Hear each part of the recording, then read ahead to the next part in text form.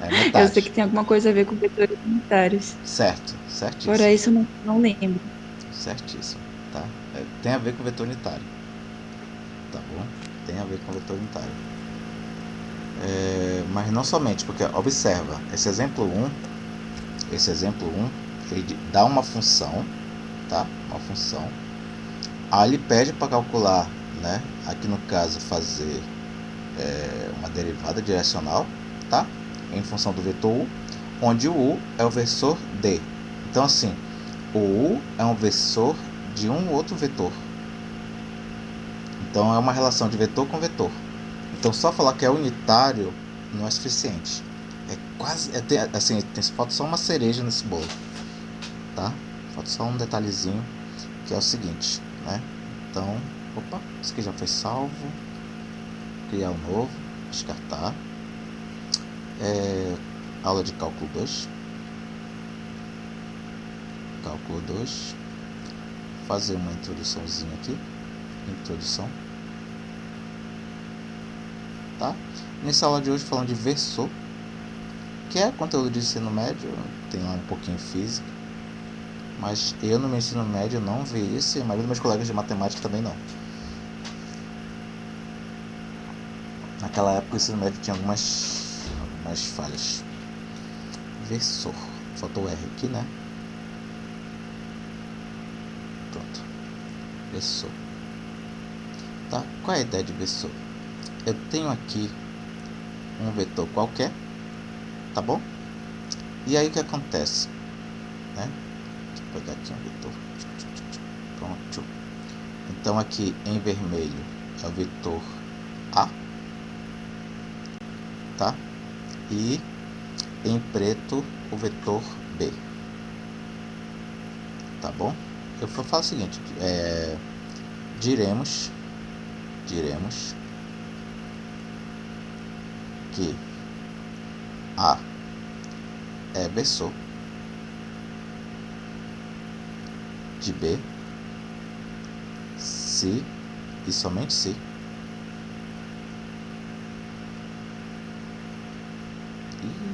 alguma coisa foi engolida aqui, calma aí, somente se, vou deixar isso como aposto, tá? A norma de A é igual a 1, quer dizer, o A é um vetor unitário, tá bom? E A tem a mesma direção, comendo algumas letras, e sentido de B. Essa parte, algumas questão do sentido, alguns livros dão uma ignorada, mas eu vou levar em consideração, tá? Então é um cara que está na mesma direção, mesmo sentido do outro, e o tamaninho dele é 1. Eu coloquei o B maior aqui, mas podia ser o B menor, tá? Podia ser um B que fosse menor que 1, não tem problema, tá? E é claro, né? Vetores que são unitários são vetores de si mesmo. Eita, essa frase é bonita. Deu para entender o que é versor? Deu para entender? A ideia, pelo menos. A Danube entendeu. Belezinha. Mais ou menos.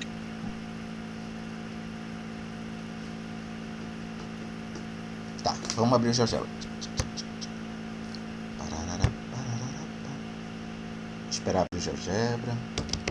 15 segundinhos.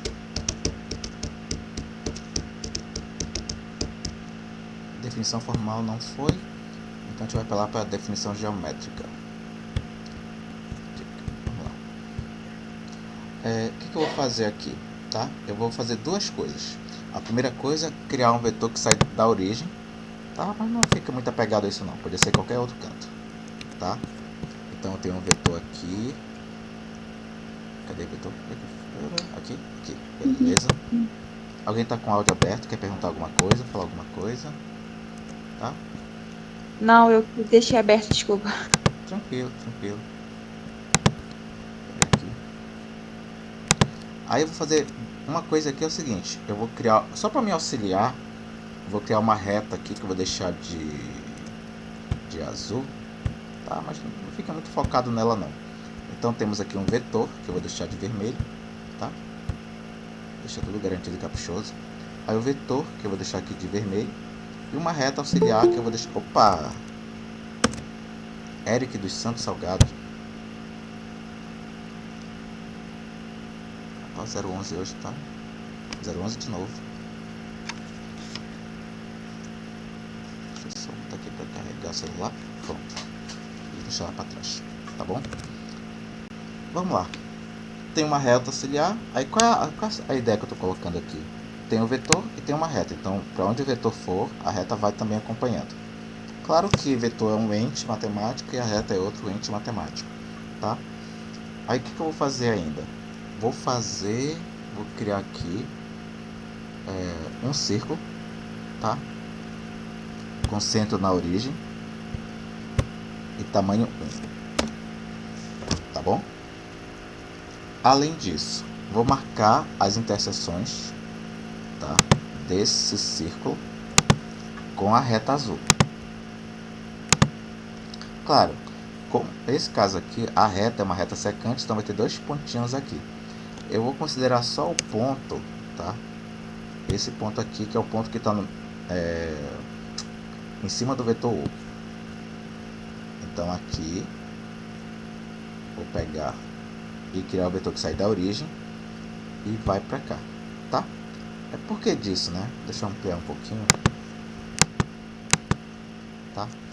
Qual é a ideia disso? É que esse vetor aqui, do jeito que eu construí, ele está em cima da reta, logo ele está em cima do vetor. Além disso, eu tinha um ponto C aqui embaixo e um ponto D aqui em cima. Eu escolhi o D, porque fazendo isso, o vetor criado vai estar apontando para o mesmo sentido que o vetor em vermelho. Até aqui deu para entender?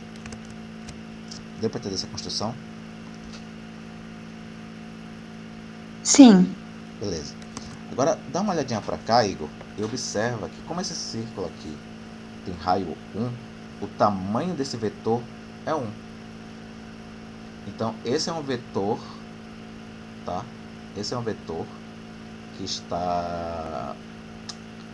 que tem tamanho 1, tem a mesma direção e o mesmo sentido que o vetor vermelho.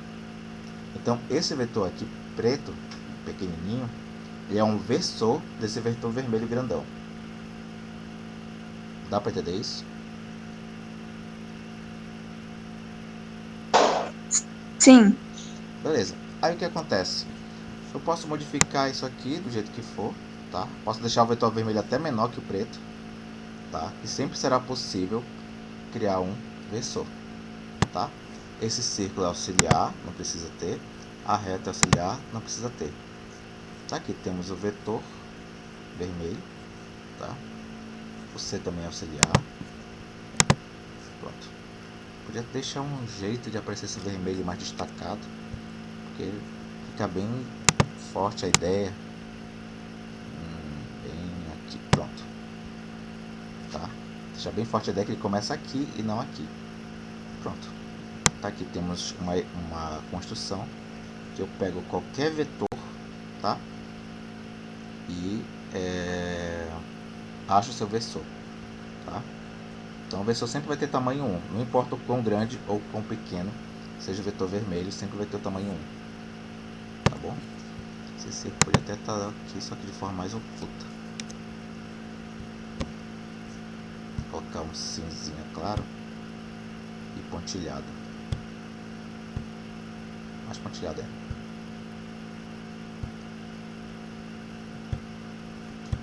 Tá? Então não importa o quão grande ou quão pequeno seja esse ponto, a gente vai estar aqui sempre com tamanho 1. Deu para entender a ideia? Agora? Sim, professor. Beleza? Alguém não entendeu? Uma dúvida. Pergunte. O vetor. O vetor ele varia, mas o versor não. É isso? O vetor ele varia, mas... Não, a questão não é essa. A questão é, para cada vetor existe um versor. É uma ideia de função. Então, por exemplo, aí eu preciso lembrar lá de geometria analítica, tá? Cadê? Aqui. Vou pegar o seguinte, vamos pegar aqui o vetor o vetor, por exemplo, pensa aqui um pouquinho, vetor A, exemplo, determine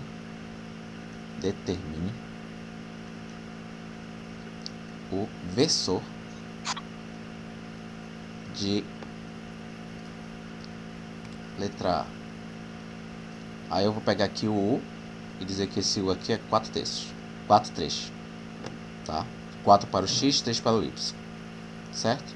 Aí como é que eu faço isso, né? Como é que eu faço isso? Uma solução para isso, uma solução. Primeiramente,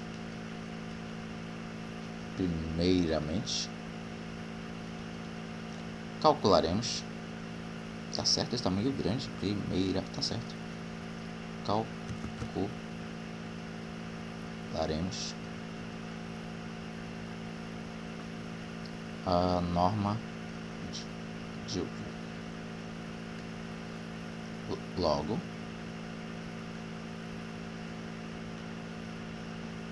tá? Norma de vetor. Alguém lembra como calcula uma norma de vetor? Alguém lembra?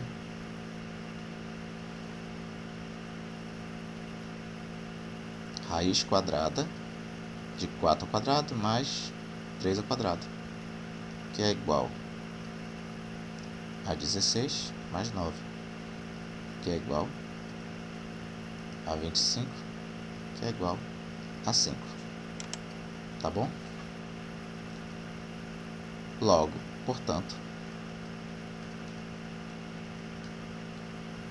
o versor de U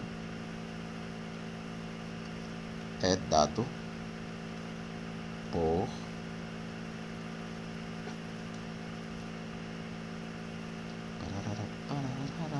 eu vou pegar o vetor U e dividir pela sua norma. Quer dizer, eu vou pegar o 4 e 3, desculpa, e dividir por 5. Aí como é que eu faço isso? É muito fácil. Vou dividir o 4 por 5, vou dividir o 3 por 5. Pronto. Então, este vetor, isso aqui é um vetor, tá? Isso aqui é um vetor. Esse vetor aqui é um versor de U. Ele tem a mesma direção, o mesmo sentido. E se a gente calcular a norma dele aqui, tá? A norma dele aqui vai dar 1. Então, vamos chamar esse caboclo aqui, ó, de W. Tá bom? Qual é a norma de W? Tá? Então, aqui.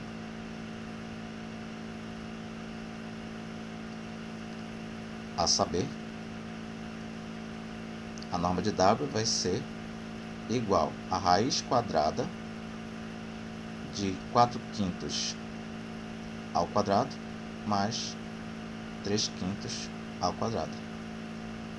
Vai ser igual a raiz quadrada de 16 sobre 25 mais 9 sobre 25. Tá? E acabou. Raiz quadrada. Vou fazer esse abuso de copiar aqui embaixo, já que a tia Luzia não está vendo. Sobre 25. É igual a raiz quadrada de 25 sobre 25. É igual a raiz quadrada de 1. Que é igual a raiz quadrada, que no caso vai dar 1. Sua norma é 1, então quer dizer que o W é um vetor unitário. Prontinho. Tá? Sempre vai dar unitário. Então, o versor, ele é um cara que tem a mesma direção e sentido desse, porém sua norma é 1. Essa é a definição de... Essa é uma maneira de achar o versor, tá? Eu acho que essa aqui é a mais tranquilinha, é pela norma. Tem outras maneiras, mas essa aqui disparada é a forma mais comum de se achar nos livros, tá? Belezinha. Aí, pegar aqui o exemplo do livro. Pô, mas aqui ele pegou mais tranquilo, né? Ele pegou mais tranquilo. Vou pegar aqui.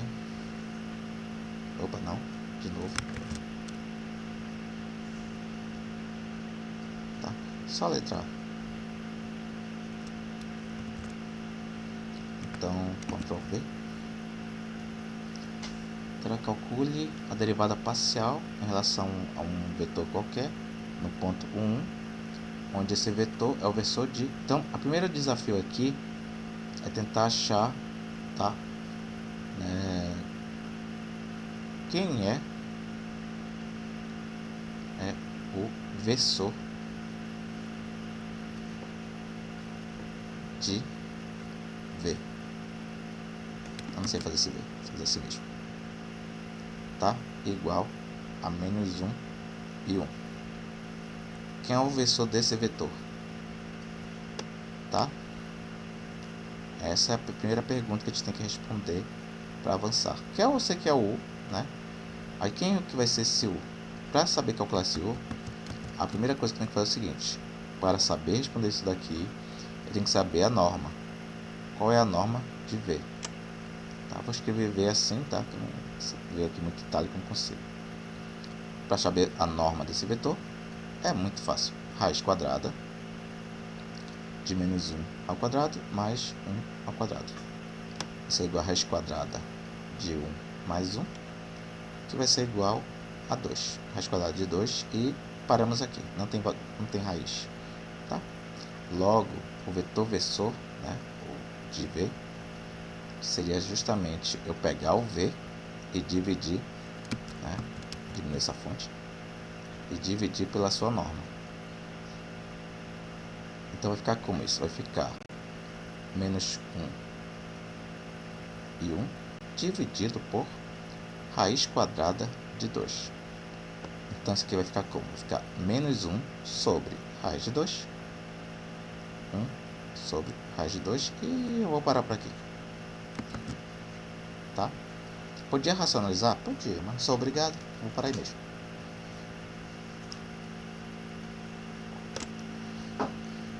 Se bem que racionalizar me daria logo, se fosse pegar números complexos, né?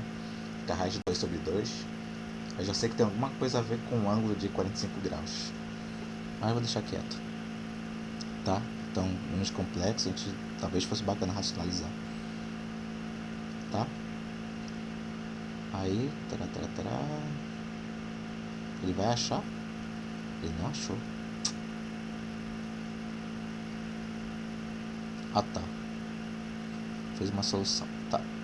Deixa eu fechar isso aqui rapidamente. Amiguinho, fecha. Solução. Inicialmente, vamos calcular isso aqui e colocar ele de forma genérica. Então, o que achar aqui vai ser para todos os três. Tá? Ele não está resolvendo a letra A explicitamente. Está resolvendo uma parte que serve tanto para A, quanto para B, quanto para C. Tá? Então, ele vai fazer aqui a derivada parcial disso daqui. Tá?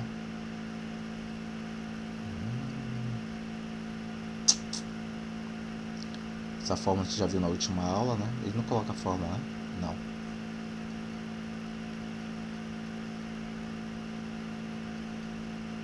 Tá bem direto.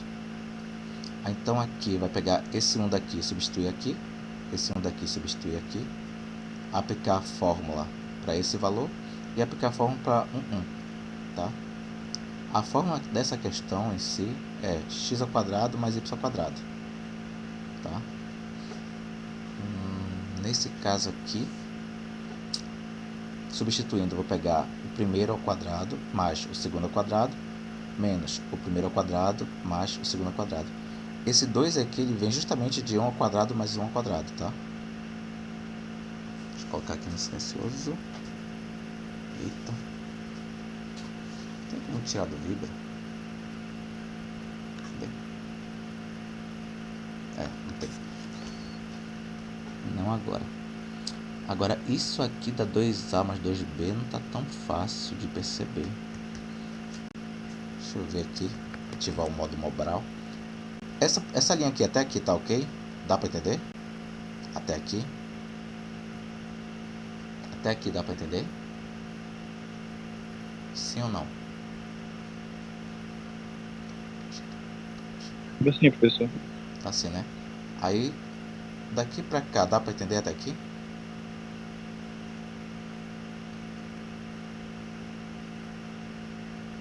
Essa passada daqui pra cá, dá pra entender?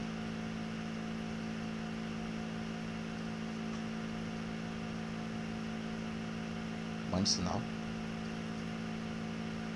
Tá, pela demora da resposta não tá tão fácil. Ctrl C, Ctrl V, opa, Ctrl V, tá? Essa fórmula que ele tá resolvendo aqui a gente viu na última aula, tá, gente? Ele é, deixa eu ver, onde é que tá, tem um quadradinho com ela. É daqui, ó. Só que no caso o x0 é 1, o y0 é 1 também. Substituindo vai ficar 1 aqui, aqui, aqui, aqui. Tá? Então ele está usando essa fórmula para chegar lá, que é a fórmula da derivada direcional, né, de f em relação ao vetor, a direção, né, do vetor u, tá? Que aqui no caso ele não deu ainda, mas esse u aqui é justamente o cara que vai gerar esse a e esse b, tá? E enquanto esse t aqui é uma, aqui é uma variável, eu sei, mas ele é uma, como é que eu posso dizer? Um parâmetro, tá? Então t aqui seria um parâmetro que está tendendo a zero, tá bom? Acho que falar parâmetro para esse caso aqui é mais conveniente.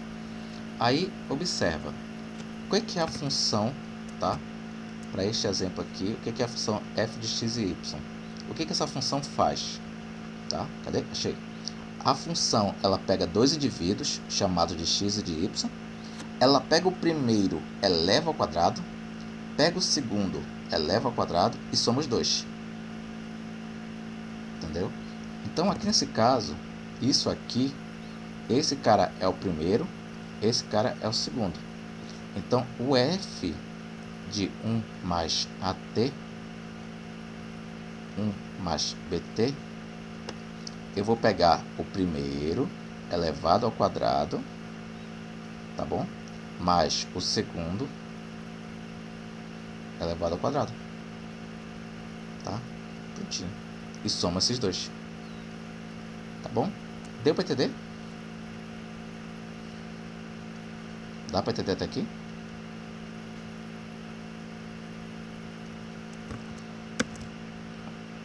Sim. Engraçado que eu não recebi o alerta de resposta. A Stephanie entendeu, a Patrícia também, Danilo também. Não, eu não ouvi, se vocês ouviram, parabéns. Não vi aquele barulhinho, aquele sininho, tá? Aí, quem seria f de 1, 1? Aqui é mais fácil, vai ficar 1, o primeiro ao quadrado, mais o segundo ao quadrado. Pronto, vai ficar 1 mais 1, que dá 2. Então, substituindo aqui, tá? Substituindo aqui, eu vou ter essa primeira parcela aqui, ó, essas duas primeiras parcelas é correspondente a esse daqui, enquanto que o 2 é correspondente aqui, e o sinal se repete, tá bom? Agora, tentar pegar essa parte aqui de cima. Se for resolver isso aqui, né, usando a antiga sétima série, oitavo ano, que vai mudar agora com o BNCC, vai ficar como? Vai ficar quadrado do primeiro mais 2 vezes o primeiro vezes o segundo mais o quadrado do segundo, tá? Só essa parte aqui, ó. Só essa parte aqui. Para esse outro caboclo aqui, eu vou ter o seguinte: quadrado do primeiro mais 2 vezes o primeiro vezes o segundo mais o quadrado do segundo. Coisa linda. Menos 2. Tudo isso dividido por t, tá? Tudo isso dividido por t. Se a gente for agrupar aqui, agregar, até poderia, tá? Eu até poderia agregar isso aqui, mas não precisa não, tá? Poder associar, colocar a galera que está multiplicando t ao quadrado, a galera que está multiplicando t, não faz diferença não. A questão toda é que o limite de t tendendo a zero, eu posso deixar da seguinte maneira. Deixa eu ver aqui. Ele não vai mostrar, né, Frida? Posso fazer da seguinte maneira. Vou pensar aqui um pouquinho.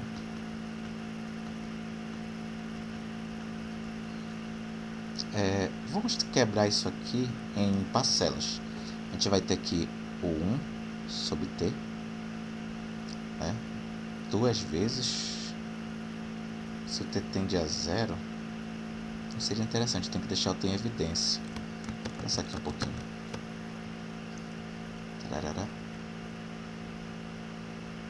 Bora ver se eu consigo deixar o t mais organizado. Não tem jeito, né? Colocar aqui associado a ao quadrado mais b ao quadrado elevado a t ao quadrado. 2 vezes a mais b vezes t. Mais aí aqui temos o 1 e menos 2, que vai dar 0. Tá? Vou até colocar em memória. Vai dar 0. Tudo isso dividido por t. Esses aqui eu posso ignorar, esses dois aqui. Aqui eu tenho limite quando t tende a 0. Limite quando t tende a 0.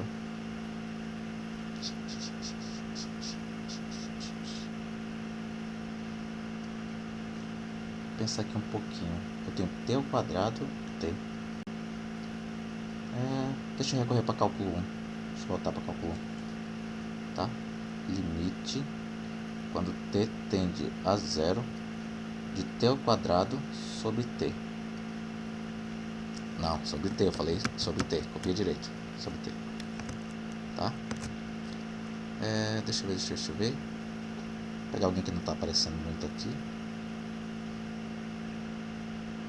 O Elielto Salgado tá aí. Eu perturbei Elielto hoje. Elielto está entre nós.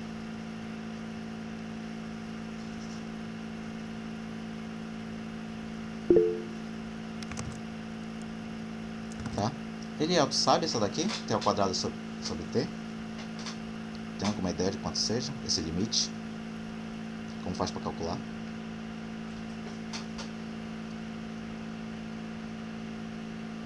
Limite de t ao quadrado sobre t. Cheguei agora. Tá, mas chegou a... Tá, isso aqui é cálculo 1. Limite de t ao quadrado sobre t quando t tende a 0. Tem alguma ideia de como resolve? Essa parte de cheguei agora não vai te...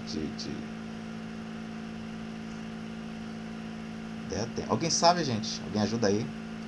Essa parte que eu não lembro. Qual é o limite? T ao quadrado. A resposta é t ao quadrado? Professor, t ao quadrado sobre t vai dar apenas t. Só t. É isso? E substitui. Tá. Substitui com 0. Certíssimo. Então, limite de t a 0. Aqui, t ao quadrado dividido por t é t. E esse limite aqui, quando t se aproxima de 0, é 0. Então, essa criança aqui, ó, quando eu for dividir aqui, essa parcela aqui, ela vai resultar, tá? Fazer isso aqui, eu não gosto muito, mas vou fazer isso. Tá? Isso aqui vai resultar em 0. Tá? Porque aqui está multiplicado por t ao quadrado.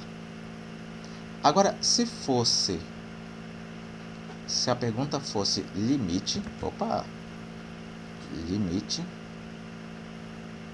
quando t tende a 0, de t sobre t, também dá 0?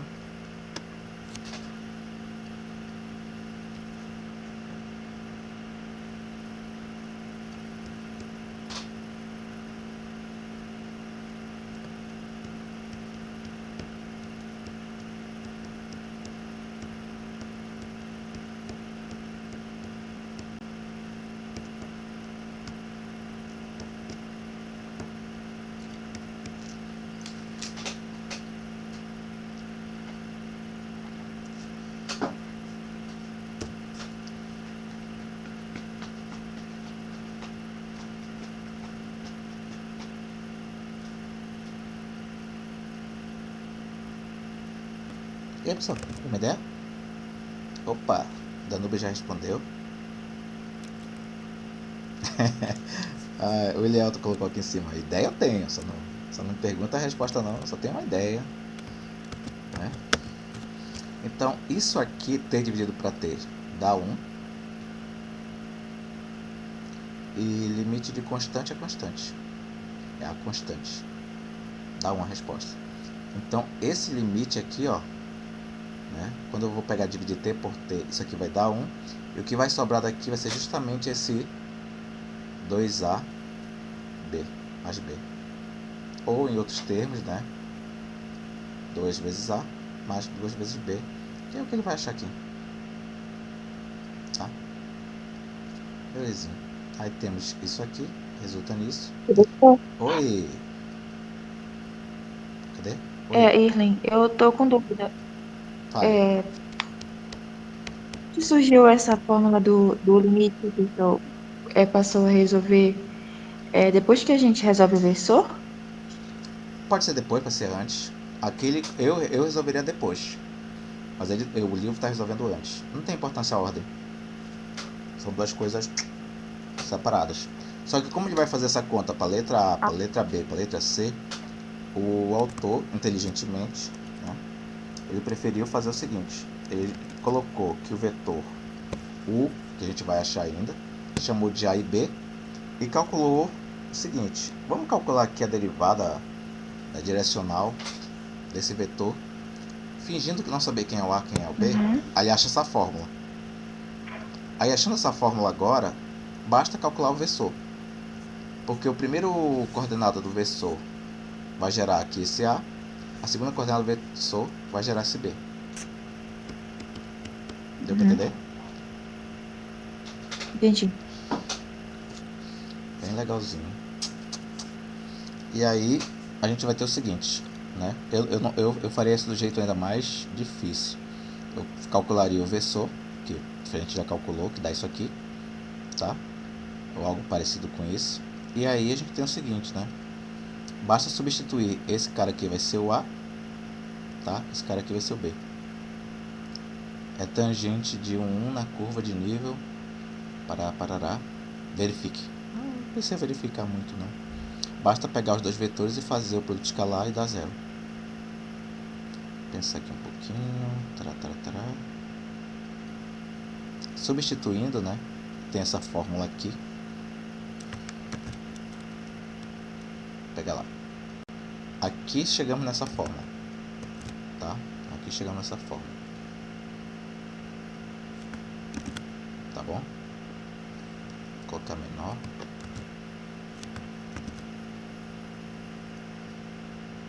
Pronto, menor ainda, tá? Onde o versor, né? Versor U, tá? Meu é quase um Mi, é A, B. Então o que acontece? Se você calcular o versor da letra A, acho que a gente já calculou, você vai achar, né, que o versor lá deu menos 1 sobre raiz quadrada de 2, 1 raiz quadrada de 2, tá? Quando eu afirmo isso, eu estou afirmando indiretamente que o A vale 1 sobre raiz quadrada de 2 e que o B vale 1 sobre raiz quadrada de 2. Então, para a letra A, essa derivada direcional, né, na direção do vetor U, tá? Meu U é assim, parece um Mi, tá? 1 sobre 1 vai ficar igual a 2 vezes, né, o vetor, que vai ser 2 vezes o A, tá? 2 vezes a primeira componente do vetor aqui.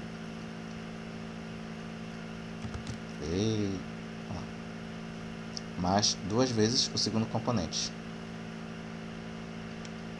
tá? Que vai resultar, vou pegar aqui rapidinho, vai ficar menos 2 raiz de 2, não gostei muito não, mais 2 sobre raiz de 2, tá? Prontinho, vai dar zero isso, tá? Para ver se bate com a resposta do material. Deu zero, tá? Deu zero. A taxa de variação vai dar zero. Operação em F vai dar zero. Seja nulo. Portanto, é razoável esperar que nessa direção T a taxa de variação. Eu acho bacana que ele fala isso. Não vai responder. Te vira aí para responder. Deixa eu só ver uma coisinha aqui rapidinho. Abrir aqui. Deixa eu abrir uma nova Isso aqui eu acho que já deu pra entender, né? Podia gravar. Não vou gravar não. Novo. Cancela. Deixa eu fechar mesmo e abrir uma nova, que senão eu vou perder a minha configuração. Tá? Para ver. Eu quero verificar esse ponto aqui na superfície, tá? Que é tipo um paraboloide. Bora ver se é um paraboloide. 3. Não, menino, 3D. 3D. Tá? Aí aqui eu digito a função. Bora ver se eu já apanho pro GeoGebra muito pouco.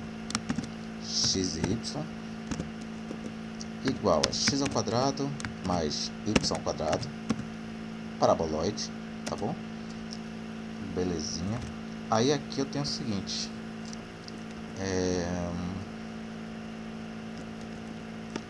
eu tenho aqui no caso o ponto 1, então x vale 1 e o y vale 1, tá bom?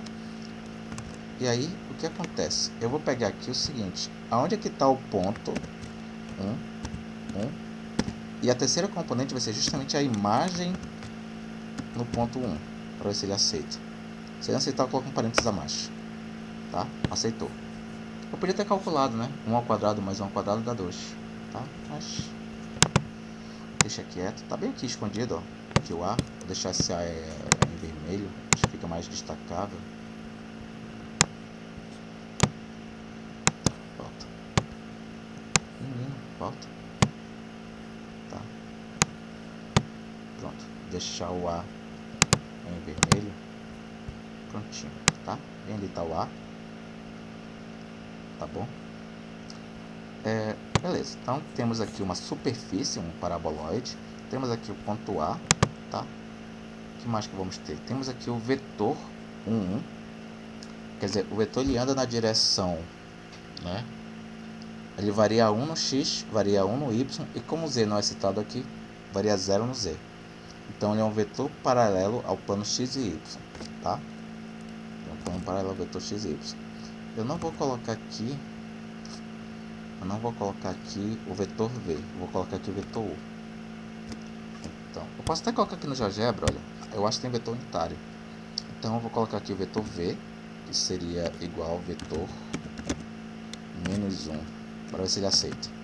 Menos 1, não, beleza. Vou colocar mais um parênteses então, para ver se ele aceita. Tá. Pronto. Aí vai dar um vetor aqui embaixo, ó. Mas o vetor não tem posição, tá? Ele está aqui embaixo, eu só preciso saber o sentido e a direção. Tá bom? Não preciso saber muita coisa. Deixa eu olhar aqui de cima. Então tem um ponto aqui e um vetor que quer jogar para cá. Tá? Agora, vou tentar achar o vetor U. Vetor U vai ser igual vetor... Tem vetor unitário? Vetor unitário do vetor V. Pronto. Aqui o GeoGebra também me dá o vetor unitário. Então lá embaixo tem o vetor, né? Que eu vou deixar em roxo. Roxo, violeta. Roxo. Rosa. Tá? E o vetor unitário é preto, tá? Vou deixar o U como sendo preto. Tá bom? Então já tem mais ou menos a direção. Agora aqui a questão é a seguinte. Deixa eu ver. Achamos isso. Curva de nível. Parararará. É tangente à curva. Ele é tangente à curva.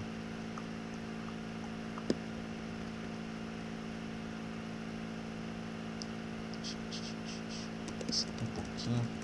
Você sabe como faz para verificar se dois vetores são tangentes? Você tem alguma ideia como verificar? Como é que eu calculo, como é que eu determino que dois vetores são tangentes? Formam um ângulo de 90 graus entre eles, dois vetores. Você tem alguma ideia?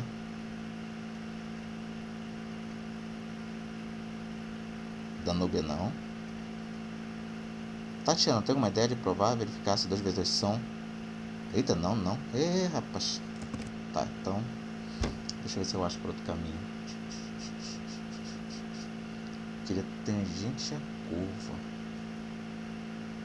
curva de nível. Tá, pensar um pouquinho como é que eu faria isso. Tá, vamos lá, tá? Aqui a gente pode criar um plano, tá? Um plano Z igual a, deixa eu criar aqui uma janela extra, opções, janela, exibir, janela de visualização, dar uma diminuidinha aqui, colocar um carinha aqui, C, tá? Prontinho, colocar Z, jogar pra cá, calma, tá? Colocar Z igual a C, isso gera um plano. Vou fazer uma interseção desse plano com essa superfície, a gente vai achar uma linhazinha, tá?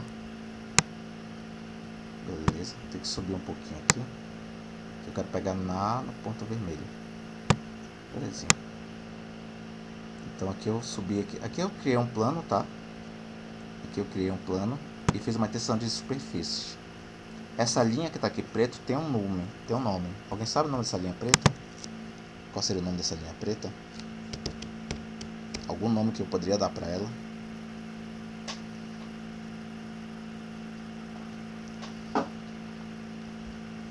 Mostra?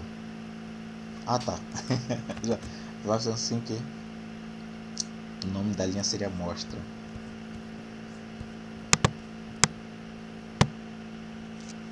Tá, essa linha preta tem algum nome?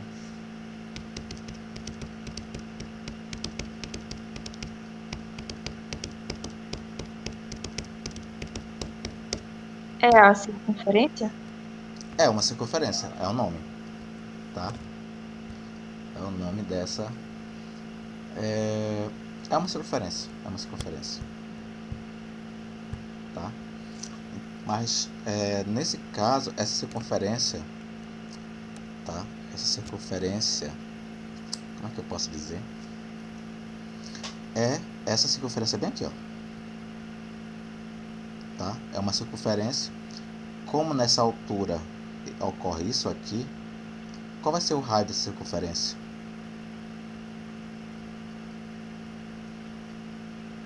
Tá? Vai ser raio, né? Vou ter isso aqui, ó, x ao quadrado mais y ao quadrado é igual a 2. Isso aqui é a fórmula de uma circunferência. Qual é o raio dessa circunferência?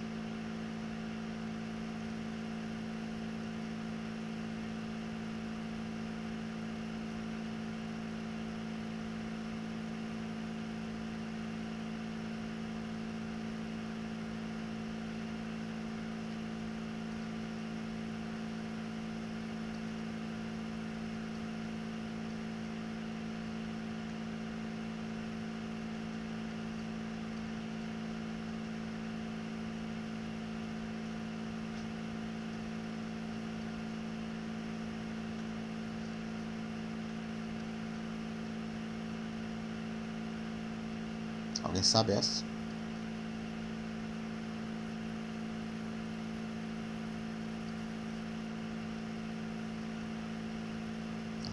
Tainara Rodrigues, tem alguma ideia sobre essa? Alguma coisa?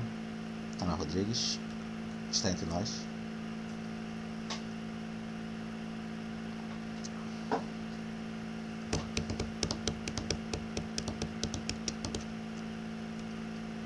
Tainara Rodrigues está aí?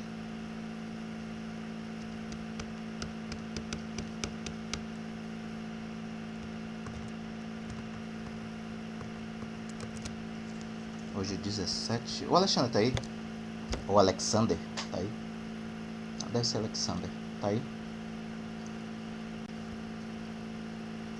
A Alice tá aí? A Áurea tá aí? A Áurea, tem alguma ideia sobre essa? Não. Beleza. Tá? Lá em geometria analítica, a gente tem uma ideia que é o seguinte. Se eu escrever x ao quadrado mais y ao quadrado igual a r ao quadrado, isso é a fórmula, né? Vou colocar assim, é a fórmula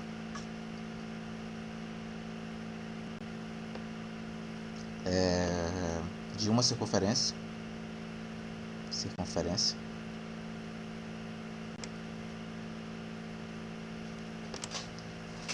centrado, né, no eixo Z e raio R, tá? Então, o que acontece aqui é o seguinte: se eu digo que é x ao quadrado mais y ao quadrado igual a 2, o raio dessa circunferência, para este caso aqui, tá? O raio da circunferência é raiz quadrada de 2. Tá? Por quê? Porque raiz quadrada de 2 ao quadrado é 2.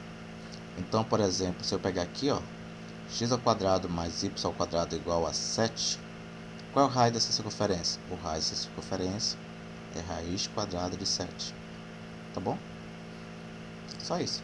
Tá? Claro que dificilmente a gente não gosta de trabalhar com raiz quadrada. Às vezes a gente coloca x ao quadrado mais y ao quadrado é igual a 16. E aí vai ser raiz quadrada de 16, que é um jeito bonitinho de colocar alguém, né, pertencente aos inteiros, tá? 4.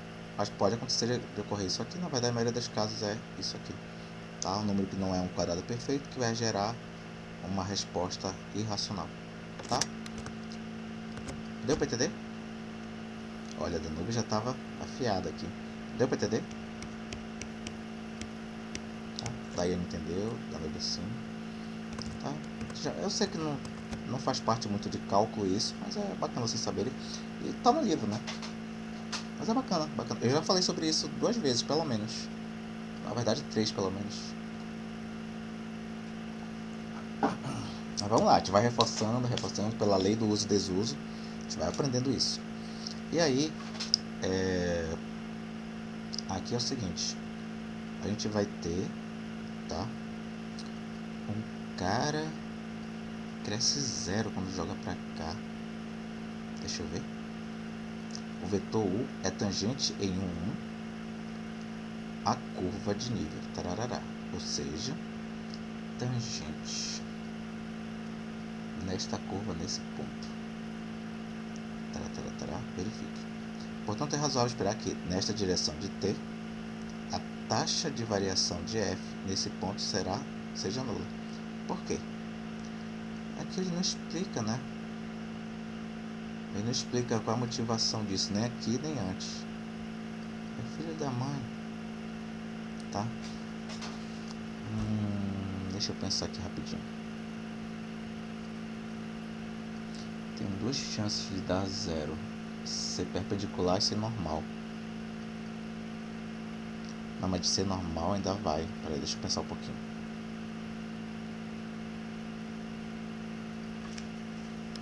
Deixa eu só olhar isso aqui de cima e ver se isso melhora a minha análise. Aqui tem um ponto, aqui tem um vetor, jogar para cá. Tanto x quanto y. Tá? Teria que ter um crescimento maior. Né? Não vai interferir. Não vai interferir. Deixa eu pensar. Deixa eu ver se essa letra B me ajuda a explicar o que eu quero explicar. Aqui ele vai fazer de novo essa jogadinha, tá? Para 1 e 2, tá? E aqui ele vai achar a raiz quadrada de 5. Dá de entender de onde veio esse 5 aqui, já que o número era 1 e 2. Dá para entender? Para esse caso, para onde vem esse 1 e 5.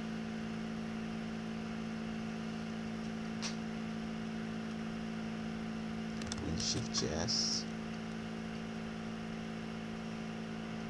Opa, de novo.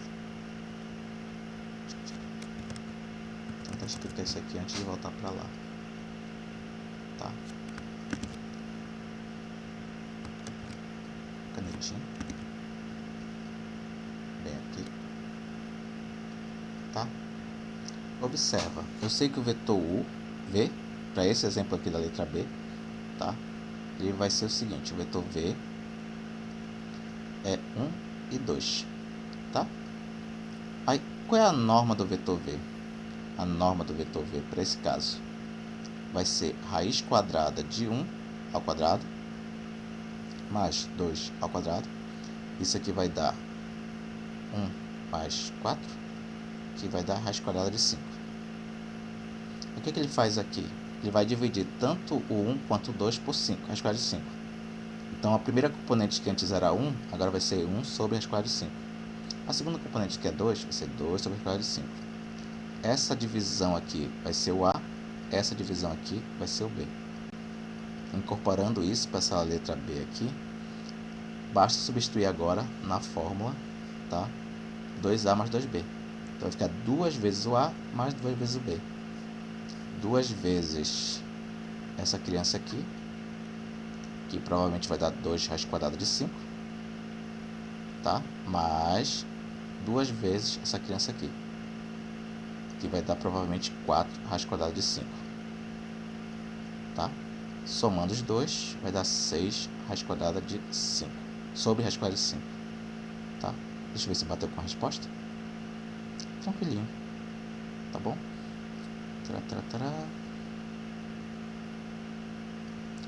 Observa que isso daqui dá isso, ok. É igualzinho a letra A, né? Só muda o sinal. Vai dar isso aqui. Observa que o é versor do vetor gradiente. O é versor do vetor gradiente. Tá, certíssimo. Mas daqui ele vai chegar a alguma conclusão? Tararará. Ok. Note que o valor disso aqui para o igual a isso aqui é maior que para o igual a isso aqui. Certo. Provaremos na próxima seção que f é diferenciável e ocorrerá o valor máximo de u igual a versor gradiente. Aí seria bacana ele afirmar, né, justificar talvez geometricamente qual seria a interpretação dessa derivada direcional, tá? Seria talvez interessante colocar para esse caso. Pensar aqui um pouquinho. Vetor gradiente. Vetor gradiente. Uma pergunta, vocês conseguiriam calcular o vetor gradiente desse caboclo aqui? Dessa função... Cadê? Tem aqui x ao quadrado mais y ao quadrado. Sabe como calcular? Lembram como calcular? Tá dúvida sim, tá? Esse vetor aqui, né, se a gente fosse calcular, fazer o gradiente dele, seria... Vou pegar aqui, tá? A gente sabe, só entender essa ideia dele primeiro. Sabe que o vetor gradiente... Volta. F de x e y é igual a x ao quadrado mais y ao quadrado. Logo, né, o vetor gradiente de f no ponto x e y, tá, vai ser composto por duas coisas: a derivada parcial de f nesse ponto genérico em relação a x, a derivada parcial, tá, de f em relação a y neste ponto, tá bom? Vamos lá. E aí a gente vai ter o seguinte, né? Se eu for derivar isso aqui em função de x, isso aqui vai ser 2x. Se eu for derivar isso aqui em função de x, vai dar 0. A gente encara como se fosse uma constante ao quadrado. É de modo recíproco, né? Se a gente for derivar em função de y, esse cara é encarado como uma constante, então vai ficar 0, tá? Derivando isso aqui parcialmente em relação a y, vamos ter 2y. Então aqui o vetor gradiente vai ser 2x mais, vírgula, 2y. Pronto, tá? E aí depende do ponto que eu estiver analisando, né? Mas vai ser 2 vezes o valor de x, a primeira componente, e a segunda componente vai ser 2 vezes o valor do y. Como se eu estivesse dobrando os números, né? E aí, nessa parte aqui em cima, cadê? Aqui embaixo, ele afirma, tá, que esse carinha aqui é o versor do gradiente neste pontinho aqui. Então, qual é o ponto? O gradiente no ponto 1, 1 seria que? Seria, né, portanto, tá, gradiente no ponto 1 vai ser igual a 2 vezes 1, 2 vezes 1, 2, 2. E a norma deste vetor aqui vai ser 2 raiz de 2, né? Se a gente for pegar a norma de 2,2 é igual a raiz quadrada do primeiro ao quadrado mais o segundo ao quadrado, que é igual a raiz quadrada de 4 mais 4, que é igual a raiz quadrada de 8, que é igual a 2 vezes raiz de 2. E aí, nesse caso, quando a gente for pegar o versor nessa direção aqui, eu vou pegar cada um dos componentes e dividir pela norma, tá? Pronto. Aí, para ficar mais bonitinho, eu vou deixar dividir todo mundo por 2, vai ficar 1 sobre raiz de 2, 1 sobre raiz de 2, que provavelmente foi o caboclo que ele achou lá. Beleza, tá? Tranquilo essa parte. Temos aqui no ponto 1, 1. Deixa eu ver se eu consigo pegar um vetor com origem, vetor,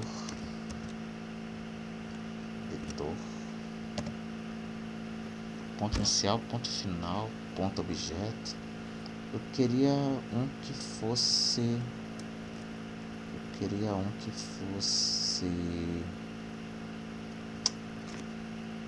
deixa eu ver se eu consigo. Não sei se ele aceita também, né? O ponto inicial seja A. E eu vou somar aqui o U, talvez. Não sei se ele vai entender. Não vou me arriscar aqui não. Deixa eu pegar primeiro o vetor.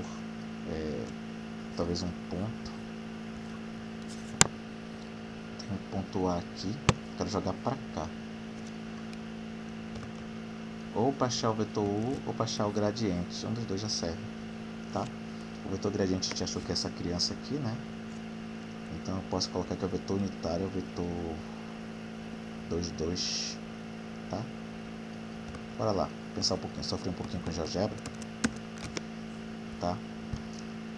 Primeira coisa, colocar M como sendo o vetor do ponto 2, 2, tá? Pronto. Aí depois eu vou colocar N como sendo o vetor unitário, tá? Vetor unitário.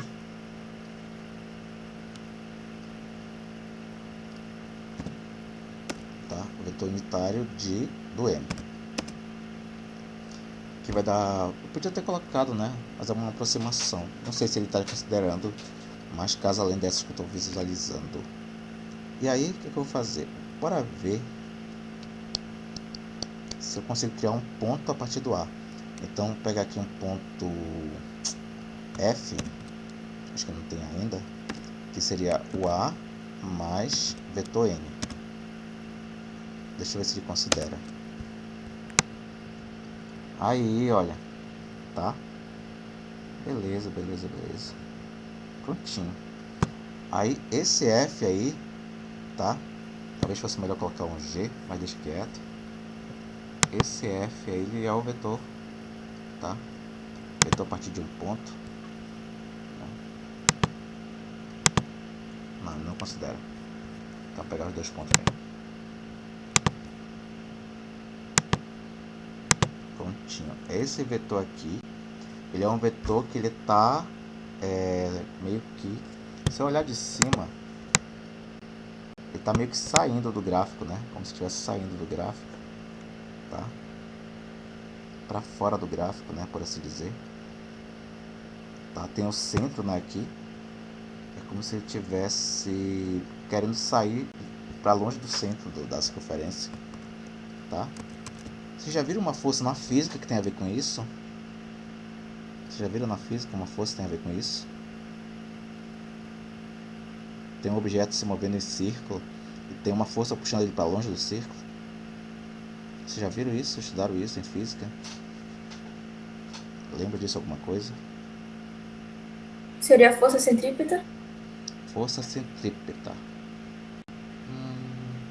Centrípeta. A terminação centrípeta quer dizer que está sendo atraída para o centro. Centrífuga da nuvem. Certíssimo. Certíssimo. Centrífuga. Está fugindo do centro. Tá fuga, né? Centrípeta está atraindo para o centro. Tá? Então, neste caso aqui, o gradiente, o vetor na direção do vetor gradiente está fugindo do centro. Tem uma relação aqui com força centrífuga, tá? E aí, consigo só lembrar do chapéu mexicano. Mas olha só, aqui, tá? Eu vou querer verificar o seguinte, enxergar esse vetor, porque esse é o gradiente, tá? Mas eu queria enxergar o seguinte, eu queria enxergar aqui, não esse vetor, eu queria enxergar o da letra A. O da letra A foi qual? Foi esse aqui, ó. É a mesma coisa, o gradiente mudando uma variável. Então, bora ver se eu consigo. Aí eu vou criar um carinha aqui, J, igual, pegar o ponto A, mais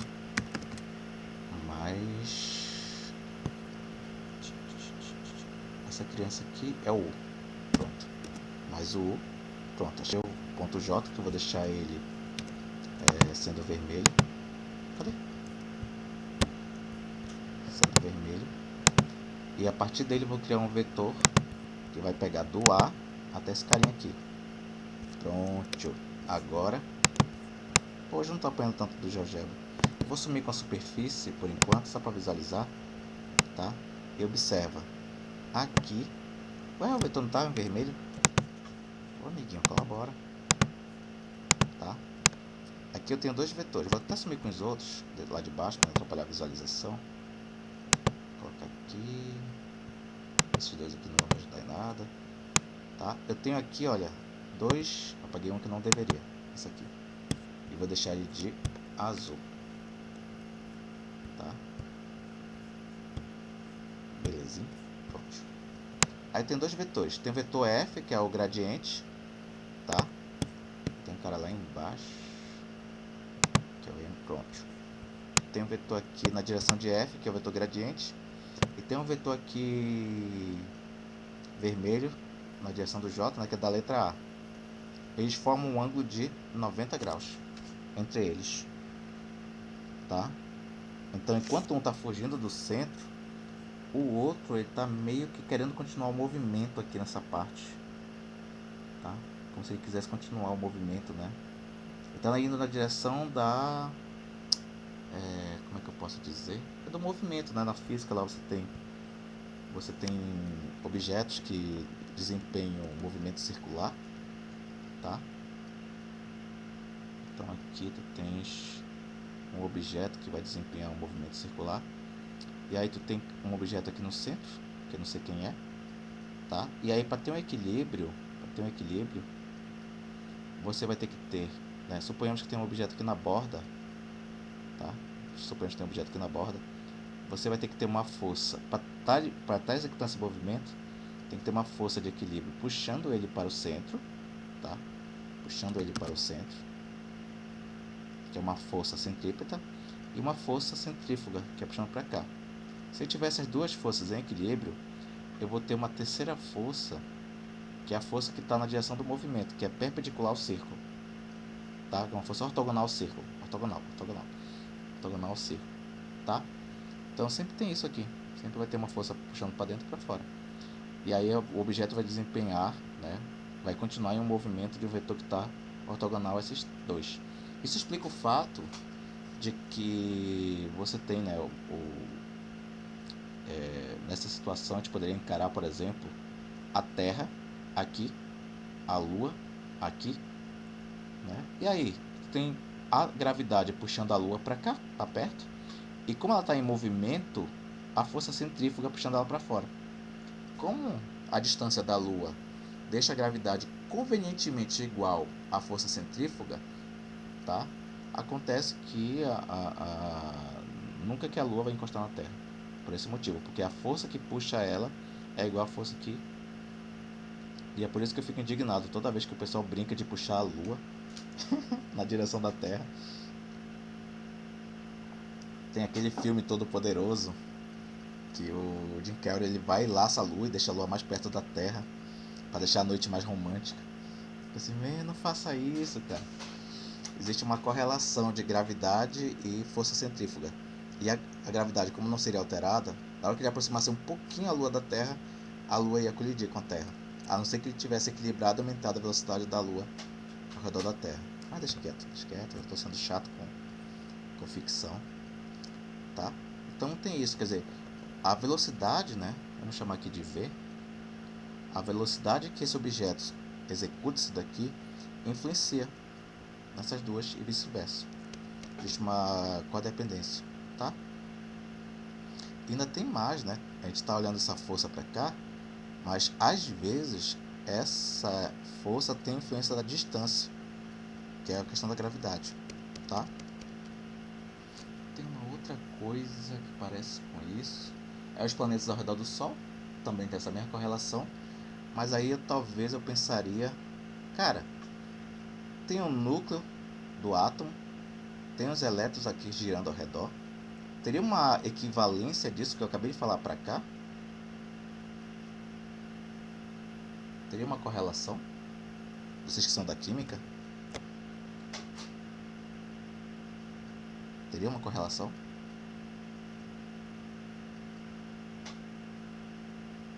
Sim, não. Qual é a pergunta, professor? Aqui, quando eu falo da questão dos planetas, dos seus satélites e tal, tererê, existe um equilíbrio perfeito que mantém a Lua presa aqui, nessa órbita. A pergunta é a seguinte, tu tem lá no núcleo do átomo, tem aqui o elétron girando aqui no seu nível, né? A questão é a seguinte, existe uma distância aqui desse carinha para cá. Quais são as forças que interagem para manter esse equilíbrio aqui? Tem o cara puxando para fora, que é a força centrífuga, sempre há. Tu tem a velocidade dele para cá, que eu não sei se é constante ou não, tá? Mas a distância, salvo engano, é constante. Tá? Aí eu estou entrando numa praia que vocês conhecem mais do que eu, tá? A questão é a seguinte, essa parte aqui, né, velocidade, força centrífuga e alguma outra força puxando para cá, né, tu tem assim como construir isso aqui, dizer que isso aqui está em equilíbrio perfeito? Aí para pensar nisso eu pensaria em duas coisas básicas. A primeira coisa, essa distância é padronizada? A segunda coisa, baseado nessa distância, a velocidade é padronizada? Existe um modelo matemático que configura isso? Vocês sabem alguma coisa sobre isso? Já estudaram alguma coisa sobre isso?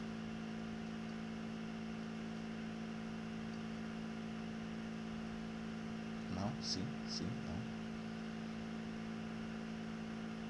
Nada? Não viram falar nada? Não tem nada dessa parte?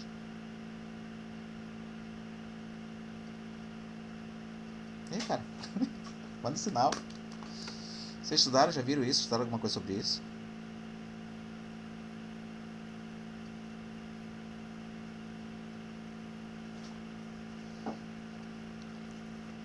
Tá, vou fazer só uma pergunta e vou voltar pro meu assunto. Gabriel Nolenda, só não me recordo o nome. Que a minha pergunta é uma pergunta mais de curioso do que de professor de cálculo, necessariamente. Que é o seguinte, tu tens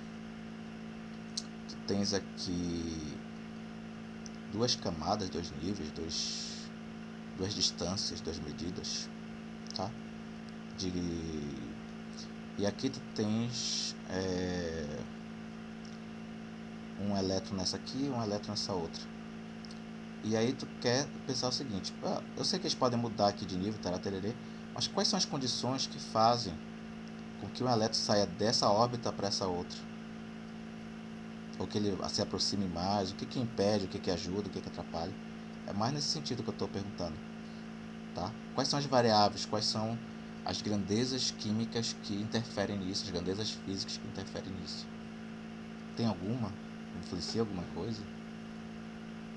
Entendeu? É mais nesse sentido. É só por curiosidade mesmo, tá? Talvez seja mais pertinente ao curso de vocês do que necessariamente a disciplina de cálculo.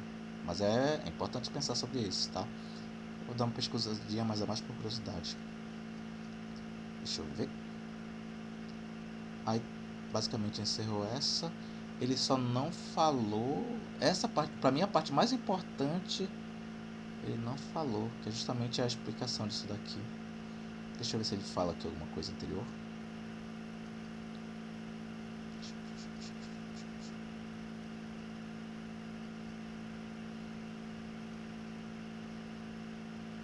Tem uma derivada, tem um gama, tá? Vou pensar aqui um pouquinho.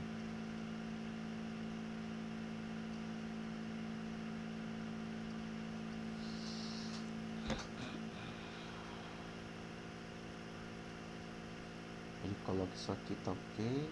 Não, vou passar isso aqui para a próxima parte, só para fechar a aula de hoje, tá? Dá uma olhadinha nesse segundo exemplo, também vou passar por ele. É basicamente a mesma coisa. Deixa eu ver se eu já começo. Isso é importante. Isso tem uma aplicação. Derivada direcional e gradiente. O objetivo dessa sessão é destacar mais algumas propriedades do vetor gradiente. Inicialmente vamos provar que se f for diferenciável, então f admitirá derivada direcional em todas as direções no ponto x0, y0 e em cada derivada direcional. Se exprime de modo bastante simples. Aí tem um gradiente, tem essa função, tá? E aí ele faz uma correlação, tá bom? Que já deveria ter sido feito lá na sessão anterior, tá? Aí pensa o seguinte, essa parte aqui, tá? Que ele vai pegar a derivada direcional e mostrar que ela pode ser obtida através desse produto. Observa, isso aqui é um vetor, isso aqui é outro vetor. Já que isso aqui dá um número, esse produto aqui é um produto escalar, tá bom? E aqui nesse caso específico, o que eu vou obter? Olha, aqui nesse caso, vai ter o seguinte, é aqui que ele vai explicar, tá? Aqui que ele vai explicar essa pergunta bem aqui, ó. Cadê? Bem aqui tem uma pergunta. Maldade, ó. Já passei por isso. Eu posso contar no final da aula de hoje, depois que terminar a gravação. Tá? Vem aqui, caraca, eu vi a pergunta, vem aqui. Aqui. Por quê? Tá? Ele não explicou, mas quer que você responda. Aí você se mata, perde o dia todinho explicando, tentando achar uma solução. Acho legal, mas não é uma boa forma didática de expressar, não. É por esse motivo aqui, tá? A derivada direcional é o produto escalar desses dois crianças aqui. E aí isso justifica o fato de que, na hora que eu vou pegar e multiplicar esses dois aqui, achar o produto escalar, vai dar zero. Vocês entendem por quê? Vocês conseguem entender por quê? Sim, não.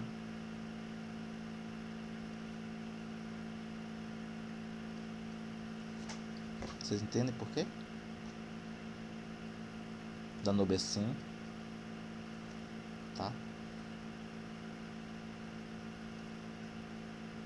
Deixa eu ver. A Bianca está entre nós? Bianca? Tô aqui, professor. Tu entende por quê? Não entendi, não. Beleza. Então, aqui nesse caso, tá? Existe uma correlação de ângulo. Então, se a gente for pegar a fórmula de cosseno... Opa! Temos aqui...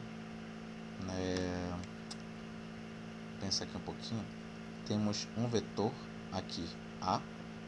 Temos aqui um vetor B. Tá? Bem aqui entre eles tem um ângulo que eu vou chamar de θ. Tá? O cosseno de θ, ele é igual ao produto escalar de A com B dividido pelo produto pelas normas dos vetores A e B. E aí o que acontece? Para quem lembra lá de cosseno, quem tem uma intimidade com esse assunto, vai lembrar que cosseno de π sobre 2, né? De π sobre 2, cosseno de 90, tá? É quanto? Cosseno de 90 é zero. a única maneira que isso aqui dá zero é sendo aqui em cima zero. Então quer dizer, se por acaso dois vetores são ortogonais, quer dizer que o produto escalar entre eles é zero. Então, por exemplo, se eu pegar aqui o vetor 4, 3, eu sei que na hora que eu fizer o produto escalar com menos 3 e 4, vai dar zero. Então vai ficar 4 vezes menos 3, mais 3 vezes 4. Aqui vai dar menos 12, aqui vai dar 12. Aqui dá zero. Entendeu? Dá para entender isso?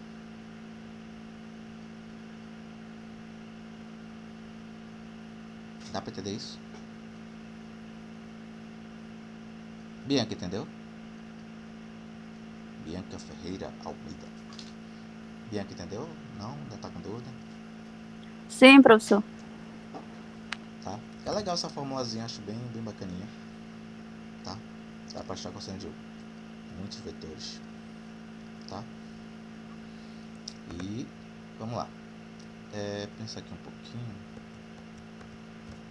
A fórmula é tão boa que não existe fórmula para seno. Tá? Aí tem mais demonstração aqui, sapeca, parapererê. Não vou focar em demonstrações. Projeção ortogonal, que legal. Aí, suponhamos que o gradiente seja diferente do vetor nulo e o vetor U seja unitário. Seja θ o ângulo entre esses dois crianças, temos que a derivada racional nesse ponto vai ser gradiente vezes U, que vai ser a norma, a norma do gradiente vezes a norma de U vezes o cosseno. Tá, mas qual é o objetivo disso? Não precisava desse caboclo aqui. Cosseno B é a componente escalar na direção de U. Vou ter que saber projeção. Pensar aqui um pouquinho. Tem o vetor gradiente aqui, tem o vetor U. Aí esse carinha aqui vai ser derivada direcional no lugar de U.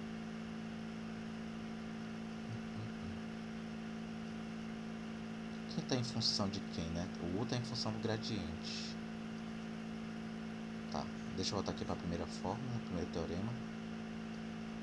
Aqui dá o vetor, a norma, U. Ok. Aí aqui ele já muda para essa criança, gradiente parará, que é igual a norma do gradiente vezes a norma do U vezes cosseno de θ. Que complicação, né? Aí tu teria que saber a forma. Não tem jeito, tem que saber a norma do cosseno, né? Tá? Então não tem jeito muito pra cá não. Tem que pegar isso aqui de novo, tá? Então vamos lá. Então, vocês lembram dessa fórmula? Chegaram a ver isso aqui no ensino médio? Cosseno do θ é igual a vezes B sobre norma do A vezes norma do B. Apesar de serem vetores, como aqui é produto escalar, vai dar um escalar, né? Vai dar um número. A norma é um número, então número vezes número vai dar outro número aqui embaixo. E vamos ter isso, né? Aí, qual é a ideia? A ideia é que é a seguinte: e se por acaso o A fosse gradiente, o vetor A fosse gradiente do ponto x e y, tá? Esse y tá legal, beleza? E se o B fosse o vetor U, tá? Fosse o vetor U. Então aqui eu poderia fazer o seguinte, ó, observe. Então eu teria cosseno de θ igual a A, que é aqui no caso o gradiente, tá? No ponto x e y, o B, que é o vetor U. Aí aqui embaixo vai ficar a norma do gradiente no lugar do A, né? Vezes a norma de U, que ficou no lugar do B. Tá ok? Dá para entender isso? Aí vou fazer o seguinte, eu vou passar esses que estão embaixo aqui para o outro lado, estão dividindo, vou encarar como se fosse um número só, eu vou passar aqui para o outro lado, então vai ficar como se fosse, né, o gradiente, norma do gradiente, vezes a norma do U, né, encarar como se fosse um número só, aí vezes esse cara que já estava lá, e aqui do outro lado não vou fazer nada não, só vou repetir, tá? Vai ficar gradiente de f de x e y vezes escalarmente U, tá bom? Então eu posso substituir esse produto escalar aqui por essa coisa monstruosa aqui, tá? Que vai gerar justamente isso aqui, tá? Só não entendi o que ele quer com isso, mas tá de boa. Acho que dá para resolver quase todas as questões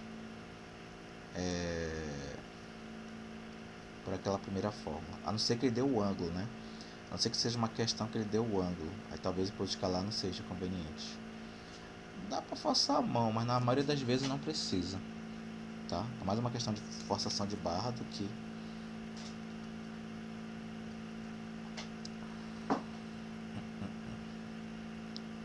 Tá?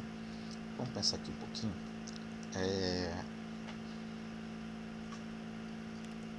Joga aqui. Tá? Acho que eu vou pegar uma nova janela. Nem vou fechar essa. Tá? Vou pegar aqui uma nova janela. Eu preciso de um vetor V variando em relação ao vetor U. Para ver se eu consigo criar alguma coisa no GeoGebra. Enquanto ele abre. Tá? O Carlos está aí? Carlos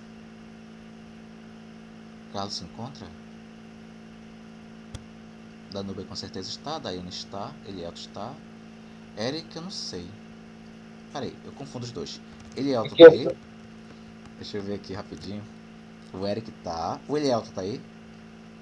Tô aqui. Beleza. Confundo os dois. Tá? Mas, minha mente ela pensa na primeira letra, né? Minha mente ela vai pensar na primeira letra. Vou pegar aqui. Gabriel está. Ian tá aí? Ian Marcos.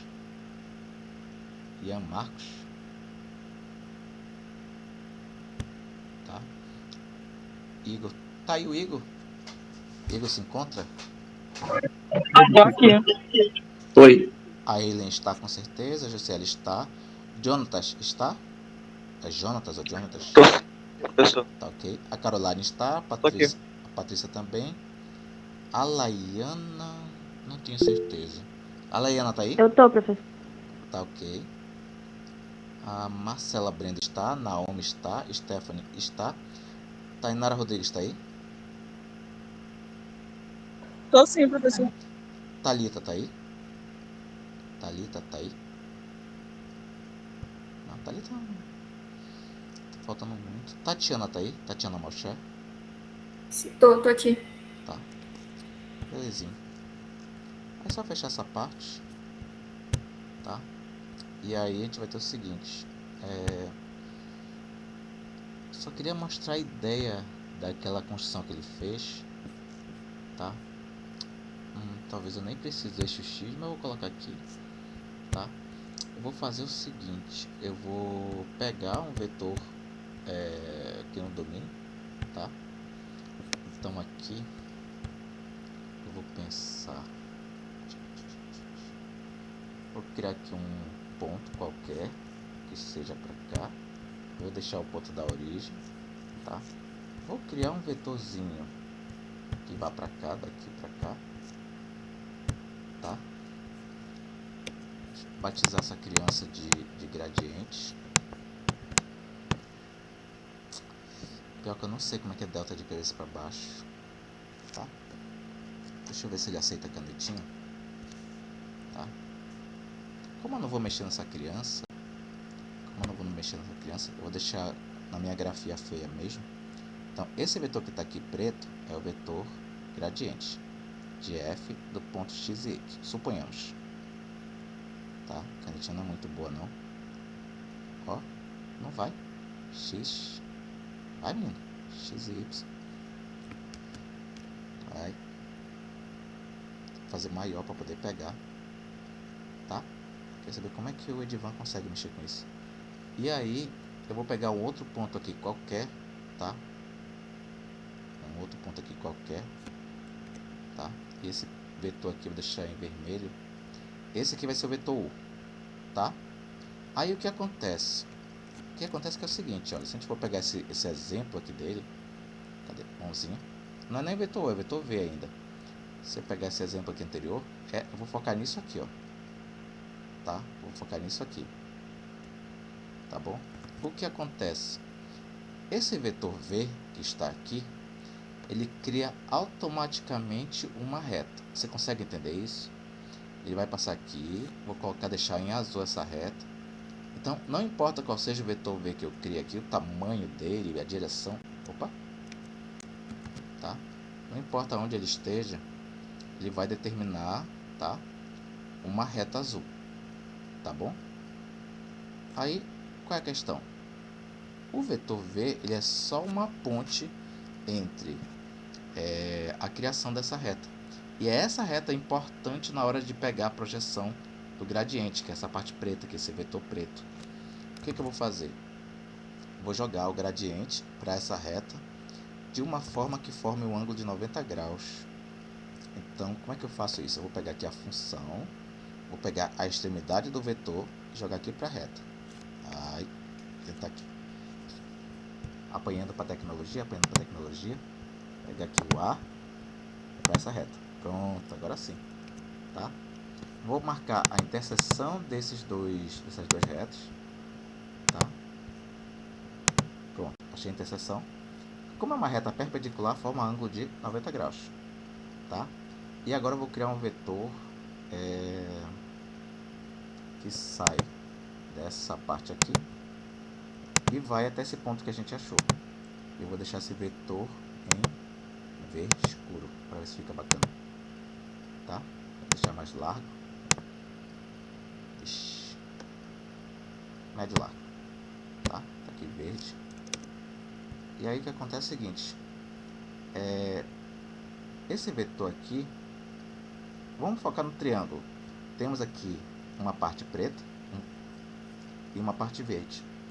Nesse triângulo, essa parte verde, como aqui é 90 graus, essa parte verde, ela é um cateto desse triângulo. Esse vetor verde ficaria com o tamanho de um cateto desse triângulo. E aí o que acontece? Não importa para onde vai ficar esse negócio, para onde vai ficar. O engraçado é que se o V aumentar, não necessariamente influencia, né? Tá? Não vai ter a melhor correlação. Mas a questão toda é a seguinte, é só um cateto. A hipotenusa vai ser o gradiente. E aí o que acontece? Pô, nesse caso aqui, tá? Nesse caso aqui, o maior valor que dava por esse vetor aqui chegar, né, esse vetor verde, seria justamente o valor da hipotenusa, ou mais próximo, tendendo a ele, mas nunca maior que ele, tá? Dá para entender isso?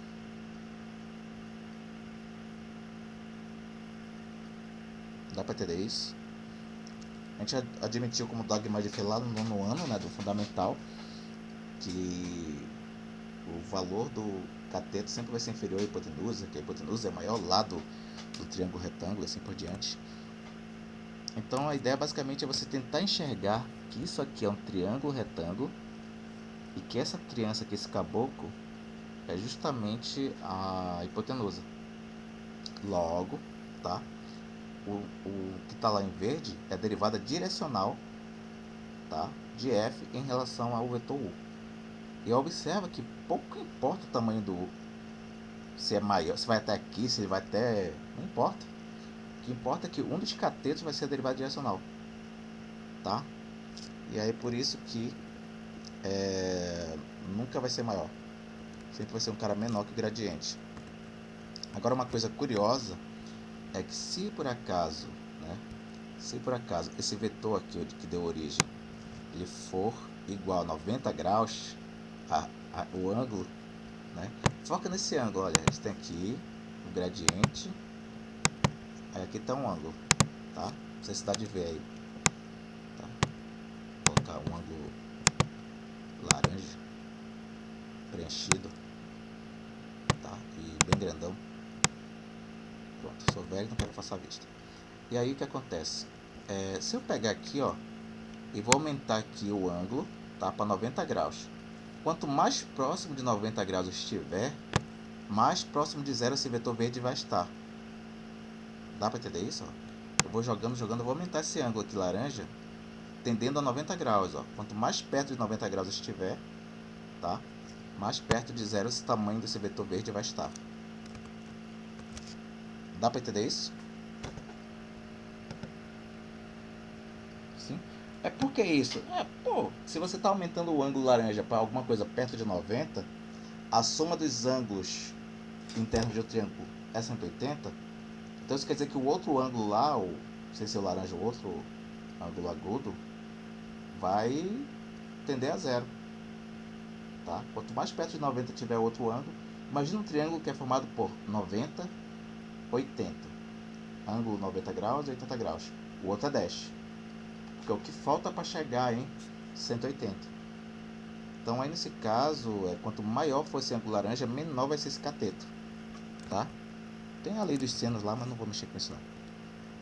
E queria falar um pouquinho, tá 20. Aí eu vou parar por aqui. Dar um pausa aqui. Mas eu queria que vocês dessem uma olhadinha, tá? Tem um exemplo aqui de temperatura, salvo engano. Deixa eu ver. Se a minha memória não estiver me traindo. Achei. Exemplo 3. Dá uma olhadinha nesse exemplo 3 para a próxima aula. Tá? Dá uma olhadinha para ele. Que ele mostra uma função. Tá? E aí ele quer saber o seguinte. Em que direção e sentido é maior o crescimento da temperatura? Então ele vai usar a ideia do gradiente e da derivada direcional, por conseguinte, para tentar estudar esta superfície. Tá? Mas dá uma olhadinha nela, dá uma estudadinha. E aí na próxima aula a gente fala sobre ela. Tá bom? Tá ok, pessoal? Tá? Então a gente vai dar um pause na gravação. E a gente continua na próxima aula. Tá bom?